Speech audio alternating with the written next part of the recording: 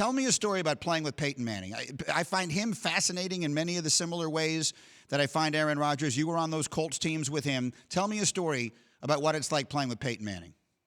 You know, there's a lot of documented stories that I've told about my friendship with Peyton Manning, whether it's the casino visit where he took me on a golf trip. He took a bunch of us on a golf trip, and I should have never been invited on that golf trip. And to get to our hotel, you had to walk through the casino floor, basically, and then get up the escalators to our hotel. It was down in French Lick, Indiana, the home of, obviously, the hick from French Lick, Larry Bird. So we go down there, and everybody knows this story. We went golfing. As we get off the bus after we go get dinner, there's a bunch of people sitting outside because they heard Peyton was there, and I was able to just kind of mingle through. I was the first person off the bus. This is when I was a rookie. Nobody had a clue who I was. Who's the little round white guy that just got off of Peyton Manning's bus? Nobody knew. So I walked through the casino, and there's a roulette table sitting there. I stop by. I get some money, obviously. I was going to go ahead and have a nightcap at the roulette table. Peyton comes in like 10, 15 minutes later. He walks by because he was signing autographs for everybody. He kind of looks over my shoulder and goes, "How about that red 18, Pat?" And then he kind of just walks away, okay? So I obviously move all my money to red 18. Everybody at the table moves their money to red 18. And lo and behold, red 18 hits, okay? So it's just like the storybook movie of Peyton Manning's life.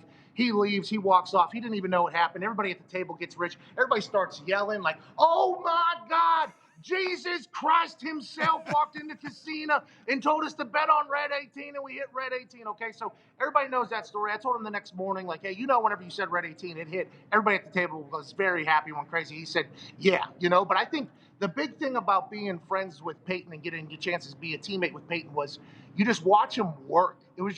It was unbelievable. You know how they always make up those fake cliches about people that they want to make them sound good. They go like first one in, last one out. And when he's not doing something, he's running sprints. So Peyton was legitimately that. He was everything. And I'll never forget back my rookie year at that point. I thought we had become friends.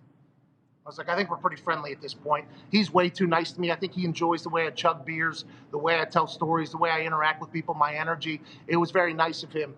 And we were like going into like week 13, maybe week 14. We were completely undefeated at that point.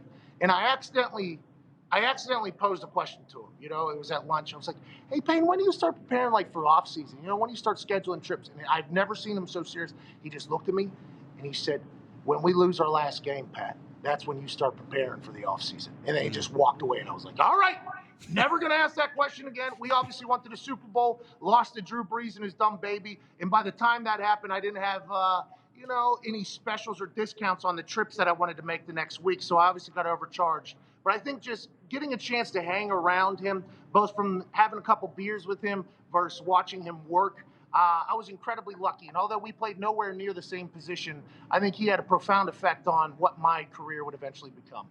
McAfee, it is always fun. Thank you. You know, I'm proud of you, and we will catch up again soon. Have a great show today. I'll see you soon. Hey, Greeny, I'm proud of you too, man. Look at you getting a radio show at 10 a.m. Look at you, man. Thank you, Greeny. Thanks for having me. Tell the wife I said hello. Cheers. Good luck on this venture at 10 a.m., pal. Will do. Thank you, my man. That's Pat McAfee with me here. Thank you for watching ESPN on YouTube. For live streaming sports and premium content, subscribe to ESPN+.